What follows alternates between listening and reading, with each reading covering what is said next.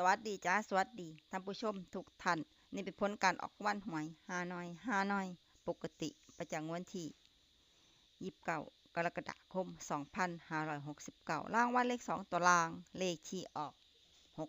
6868รางวัลเลข5ตัวรางเลขที่ออก25868 25868รางวัลเลข2ตัวบนเลขที่ออก8383รางวัลเลข3ตัวบนเลขที่ออก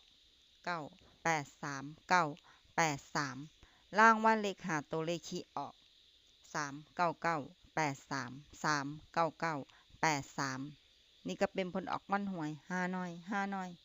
ปกติประจำวันที่29กรกฎาคม